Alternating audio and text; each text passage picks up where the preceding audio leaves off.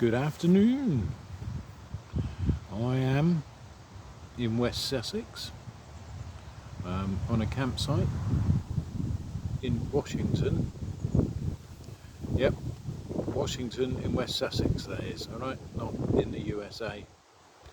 Or as I've been informed, Tyne and Wear as well, apparently. But I have taken a break from the South Downs Way due to a bunion on my right foot. I trod on a rock yesterday afternoon and it kicked it off, sent it off. I was alright last night, but this morning when I woke up I was in absolute agony. Now the strange thing is, I woke up in the mist in a woodland on Spring Hill, and as I'm hobbling along and I'm playing through all these ideas through my head, what I'm going to do and everything, along comes this fella behind me, asks if I'm alright, and we have a chat. And cut a long story short,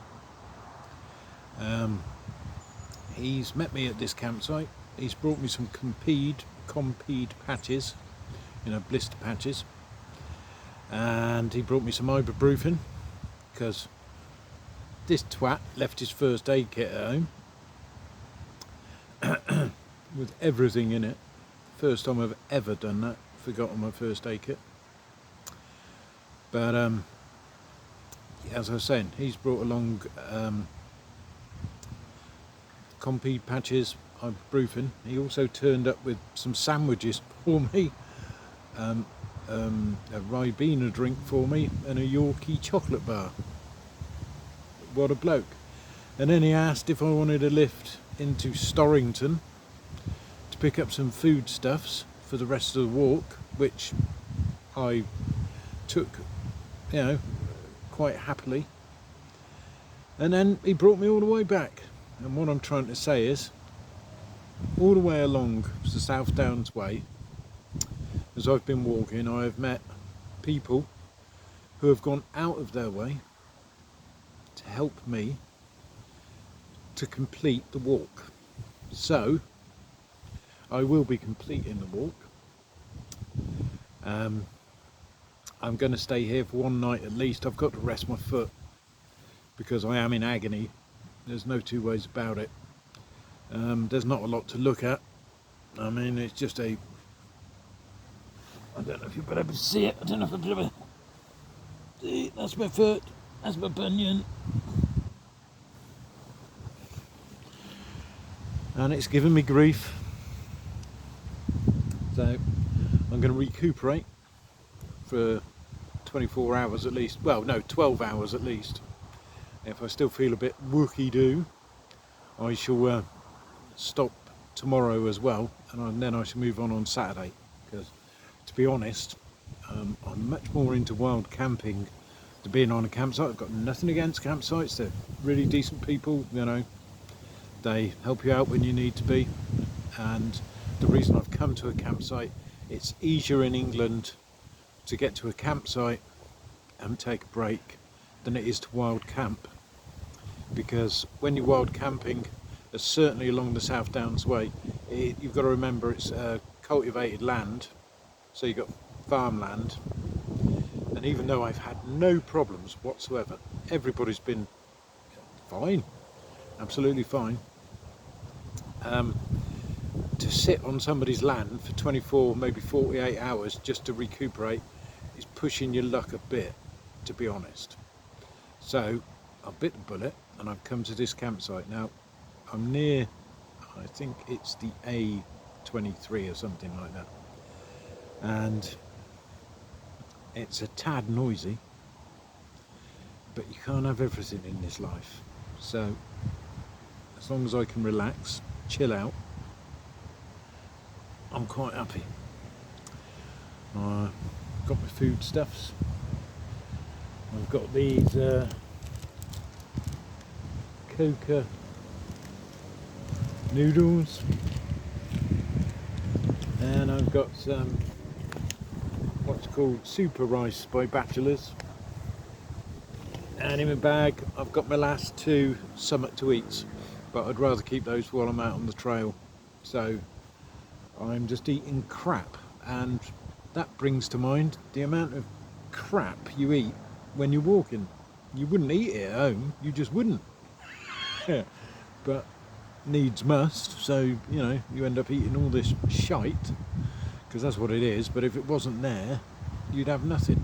I mean, it's alright for these people that can bang out 20-25 miles and they can afford B&B, and you know, they go to the pub and they have a nice pub meal and so on and so forth. That's fine. But if you're doing it on a budget, and I am doing it on a budget, and I have once used my credit card, stupid twat, just to buy some food, then yeah, it's I'm sort of restricted to how much I can spend. But that being said, I'm getting on with it.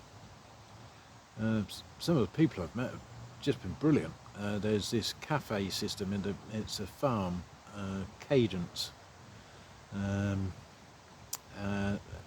Cocking Hill, and as you walk over 6 miles over at Littleton, there's another cafe 6 miles over. Brilliant people, absolutely. Bent over backwards to help me. Couldn't fault them. I've met some people with some mental issues and I had a chat with them, and I had a great chat with those, because they're out and about on their push bikes, out walking, and they all love it. I had piss taken out of me because I keep going, oh, it's all beautiful, and this bloke said, oh, it's all beautiful, taking the piss, and I just went, well, better to say it's all beautiful than it's all crap in it. So yeah, it's been an enjoyable experience so far. But yeah, I will try to do some land filming now. As I'm up there, going towards Seven Sisters, I shall do some landscape stuff and do some bear stuff, because to be honest, the videos I have made are pretty dire, because it was really hot. About 26 degrees on Sunday when I left Winchester. And boy, did I melt. God, yeah. And then for a couple of days after, I got panicked about water because I couldn't find the water taps. Some of them have gone out of use, it seems, but other ones have appeared in their place. But the heat, it was intense, really intense. And when you're carrying a rucksack, which I'm carrying, and it's a bit overloaded, admittedly, 25 kg, that's when it's got all the water in there. It's 25 kilo. Yeah, I've really been pushing my luck. But hey-oh, that being said, done and dusted, it's been a great experience.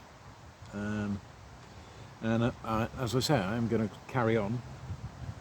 As I say, hopefully tomorrow I should be leaving, but if I need another 24-hour rest, I shall rest until Saturday, and I shall move on Saturday. Just because it's Friday the 13th tomorrow doesn't mean jack shit. But yeah, we'll see what comes. Anyway, thanks for watching this. That was just an update for those who have been watching and have been waiting. And I'll speak to you soon. All the best. Cheerio, bye.